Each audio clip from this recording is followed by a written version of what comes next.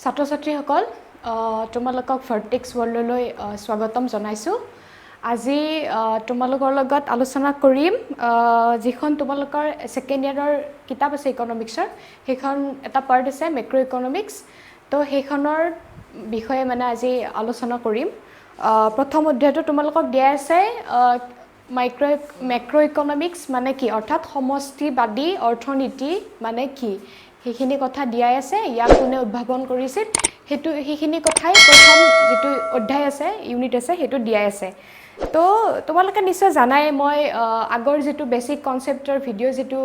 আছিল হেতুত চালে তোমালোকে গম পাবা মই তাত কৈছো অলৰেডি সমষ্টিবাদী অৰ্থনীতিৰ অৰ্থটো কি মই কৈছিলো যে সমষ্টিবাদী অৰ্থনীতি হৈছে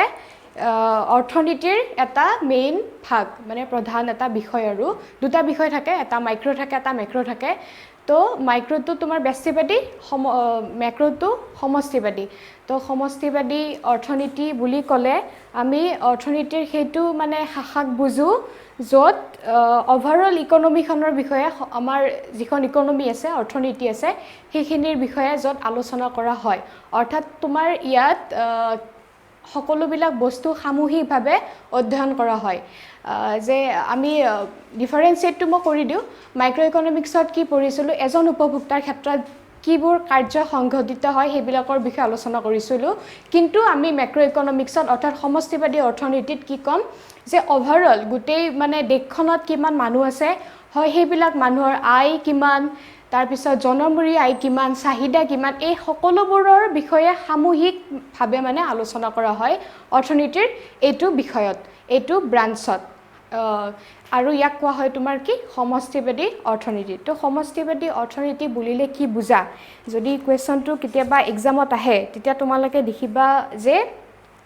সমষ্টিবাদী অৰ্থনীতি হৈছে আমাৰ অৰ্থনীতিখনৰ এটা সামগ্ৰিক বৰ্ণনা কৰা এটা ভাগ অৰ্থনীতিৰ এটা ভাগ যত আমি কি কৰো ডিফাৰেন্ট ফোৰ্সৰ বিষয়ে আলোচনা কৰো মানে বিভিন্ন লাৰ্জ হিচাপত মানে ডাঙৰ হিচাপত বিষয়বস্তুবিলাক আলোচনা কৰো এজন মানুহৰ কথা ইয়াত উল্লেখ কৰা নাযায় ওভাৰঅল সকলো মানুহৰ কথা ইয়াতে উল্লেখ কৰা যায় তো এটো হৈছে তোমালোকৰ বেসিক কনসেপ্ট অফ মেক্ৰো ইকনমিক্স অৰ্থাৎ সমষ্টিবাদী অৰ্থনীতি মানে কি আৰু সমষ্টিবাদী অৰ্থনীতি কাক বোলে তাৰ পিছত তোমালোকক সুধিব পাৰে সমষ্টিবাদী অৰ্থনীতি কোনে উদ্ভাৱন কৰিছিল পোন প্ৰথমে তেতিয়া তোমালোকে ক'ব লাগিব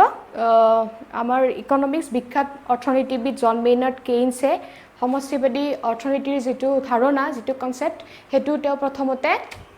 উলিয়াইছিল তেওঁৰ এখন গ্ৰন্থ আছে বিখ্যাত গ্ৰন্থ the general theory of employment interest and money এখন কিতাপত 1936ত এখন মানে পাবলিশ কৰি উলিয়াইছিল তাত তেওঁ প্ৰথমবাৰৰ বাবে সমষ্টিবাদী অৰ্থনীতি বিজ্ঞানৰ কনসেপ্টটো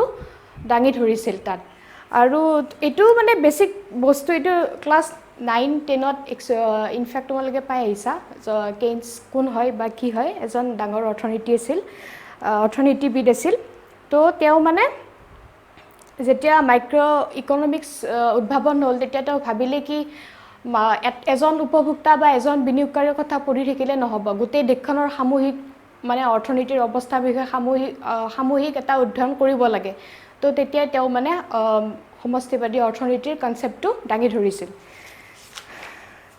ফাৰ্স্ট যেটো অধ্যায় আছে তোমালোকৰ হেতু অধ্যায়ত মানে বেলেগ একো নাই এইখিনি কথাই দিয়াই আছে থুলমূলকে তাৰ পিছত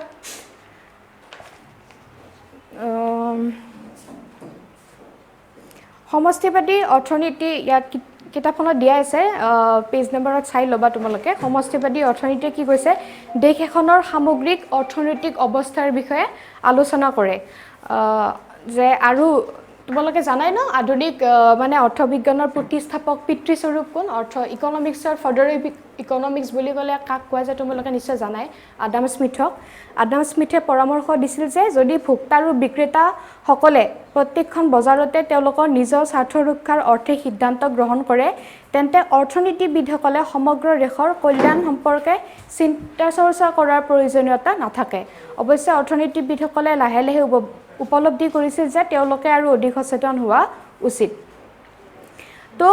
এইবিলাকৰ মানে এইবিলাকক কেন্দ্ৰ কৰিয়েই মেক্ৰ' ইকনমিক্সৰ কনচেপ্টটো আহে সমষ্টিবাদী অৰ্থনীতি বিজ্ঞানৰ কনচেপ্টটো আহে তাৰ মানে এইটো বিৰাট মানে ডাঙৰ বস্তু এটা বিশাল এটা কনচেপ্ট এটা হয় বৰ্ডাৰ কনচেপ্টত মানে মেক্ৰ' ইকনমিক্সটো অধ্যয়ন কৰা হয় কাৰণ তাত বহুত বিষয় আছে কাৰণ ইকনমি এখন মানে এনেই চলি থকা নাই বহুত কিছুমান ফ'ৰ্চ আছে ইকনমিখনত ডিমাণ্ড আছে ছাপ্লাই আছে তাৰপিছত তোমালোকৰ মানি বেংকিং যিটো ব্যৱস্থা সেইটো আছে বেলেঞ্চ অফ পে'মেণ্ট যিটো আমদানি ৰপ্তানি যিবিলাক আছে দেশ এখনে কেনেকৈ আমদানি কৰে কেনেকৈ ৰপ্তানি কৰে এই সকলোবিলাকৰ বিষয়ে মানে এই মানে অধ্যায়টো মানে এই ইকনমিক্সৰ এই পাৰ্টটোত অধ্যয়ন কৰা হয় তো তোমালোকে নিশ্চয় গম পালা সমষ্টিবাদী অৰ্থনীতি মানে কি আমি ইয়াত কি বিষয়ে আলোচনা কৰোঁ আৰু এই সমষ্টিবাদী অৰ্থনীতি বিজ্ঞান আমি কিয় পঢ়িব লাগে এই বিষয়ে মই তোমালোকক ক'লোঁ